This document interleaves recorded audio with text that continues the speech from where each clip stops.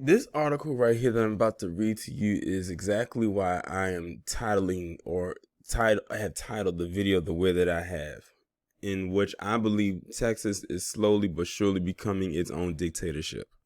Now, the last time I did a video involving Texas, they said that they were going to take out the talks about Dub S being taught in schools, and they would pretty much reprimand any teacher that decides to go against that as far as that being in the curriculum. To be honest, even if it wasn't a curriculum, I believe they would bastardize the topic of discussion anyway because it hurts their little feelings. Well, let's fast forward to this, in which they just passed a bill in Texas that says they will punish pro sports teams in the state of Texas that skip the pregame national anthem. Like, they're actually threatening to, like, they actually passed a bill that if they don't participate in the national anthem activities, such as stand there and put their hand over their heart, or just stand there and listen, that they'll be punished, meaning they will make them lose money.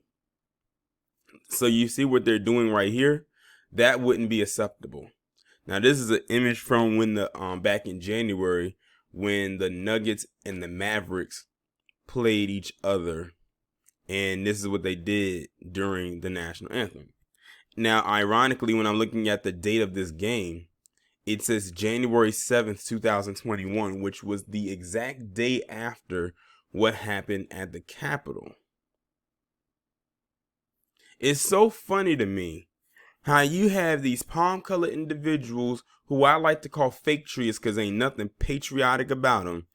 Love this song so much. They love to, say we're praising the troops and all this other shit. But then when you have people who do what they did at the Capitol, they'll say that's patriotic as well. They're just honoring their God-given rights to free speech and all of that other stuff. And you have these guys right here who are doing the exact same thing in a way more or less violent way, and it's an issue. Now, mind you, like I said, this is so far for only the state of Texas so far. Sorry about that. But mind you, like I said, this is only for the state of Texas so far. I would not be surprised if other states begin to actually do the exact same thing. Because like I said, what starts in one place eventually trickles down in a domino effect to other locations. The article reads, and it's coming from the Houston Chronicle, professional sports teams in Texas will be required to play the national anthem before sporting events or risk losing millions of dollars in state and local tax subsidies under a bill now headed to Governor Greg Abbott for his expected approval. The bill is a direct reaction to the Dallas Mavericks, who decided not to play the Star-Spangled Banner at the start of the season for 13 days in what team owner Mark Cuban called an experiment. The NBA later issued a statement requiring the anthem to be played before all games. Well, if this is Mark Cuban's experiment to see, first of all, I don't know what he was doing, like what the outcome he's expecting for this. But if this was the outcome he was expecting, well, we see that his experiment must have worked. So I didn't know. I'm gonna be honest. I didn't know that the Dallas Mavericks did not play the national anthem for 13 days. They didn't broadcast that. Like, this is my first time actually hearing about it. Because I'm gonna be honest, if they did, I probably would have did a video about it.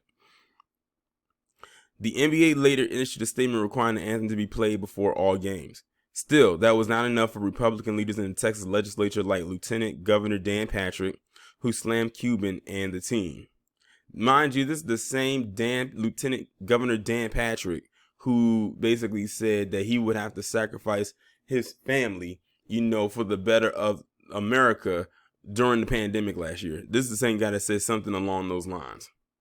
He says Texans are tired of sports teams that pander, insulting our national anthem, and the men and women who died fighting for our flag. Died fighting for their flag. I see what I mean when I tell you that they bastardized this whole thing. Died fighting for a flag. Okay. I'm sure that, yeah, they died, but I'm guaranteeing it wasn't for a flag. Patrick said after the Senate passed the legislation, Senate Bill 4 in early April, the passage of SB 4 will ensure Texans can count on hearing the Star Spangled Banner at major sports events throughout the state that are played in venues that taxpayers support. The House on Tuesday finally joined the Senate in passing the bill 110-34, assuring it will head to Abbott for his approval. Many Democrats in the Texas House blasted the bill, saying Republicans who are frequently worried about too much government intervention are using their power to compel private businesses to do their bidding. I don't even understand why we would feel the need to force someone into singing a song, said Representative Jasmine Crockett. State Representative Jean Wu took it a step further during the debate, saying the bill is likely unconstitutional because of First Amendment protections that guarantee freedom of speech and expression, which is something that I echoed at the beginning of this article, or at the beginning of this video. He said the state cannot force people to say anything, and that is essentially what SB 4 does. And it's crazy because these are the same people that love to scream and cry and bitch and complain about their rights being taken as far as the First Amendment rights, but then they're forcing others to be taken away because they're in their feelings. Like I said, Dub S at its core, if you've noticed the pattern, usually goes back to how they feel. If they feel that their feelings are hurt at the time or a little cracked, then they want everyone else to suffer, because you know the saying, misery loves company. Ladies and gentlemen, meet the alias of Dub S. Their name is Misery. Once again, we're carrying legislation that is openly and aggressively unconstitutional, Wu said. State Representative Dustin Burrows, a Lubbock Republican who is the lead sponsor of the bill in the House, said no constitutional rights will be infringed upon. He said sports teams could still opt to not play the anthem. But the thing is, if they don't, you're basically taking money away from them as a punishment. The freedom of speech would mean, what's so crazy? We all know that there's loopholes in that freedom of speech things, because you can say you're free to say what you want, but there's consequences behind it. They hate that part, but then they'll throw that onto everyone else because, yet again, in their feelings. Like, they literally have a security blanket attached to that song. They do, and then add on to the fact that most of the NBA is black anyway. So if you read between the lines, who are they really mad at? It's very simple. If they do not want to play the national anthem, they don't have to take tax dollars, Burrows said.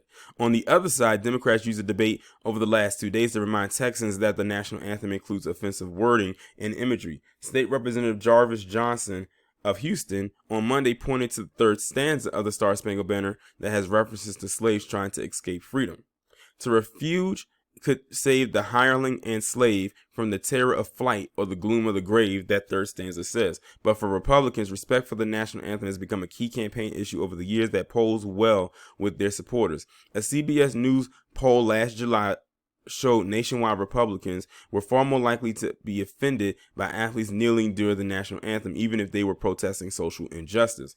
That poll showed 77% of Republicans called it unacceptable to kneel during the anthem, compared to just 12% of Democrats. That's an even more important number for Republicans in Texas, where GOP primary battles are often more of a challenge than general elections battle against Democrats. But did you see that? They said 77% of Republicans polled. Now, this is as a whole. Sorry about that. I had to go turn that sound off that you probably heard in the background. But anyway, what I was saying was that poll that they did with the Republicans at 77%, that was not just for the state of Texas. That was for Republicans nationally that said that they felt it was unacceptable to either not play the national anthem during the game or for them to do what they're doing right here in this picture. That was a national poll that said that. Because I'm looking right here, it says that they said nationwide, Republicans are far more likely to be offended by that. And a lot of those Rethuglicans, as I like to call it, are probably the same ones that feel a certain type of way about black people, which also doesn't surprise me.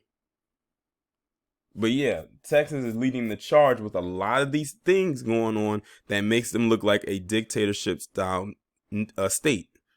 Remember, they are still a part of the union. Well, it's still a part of the establishment, I should say.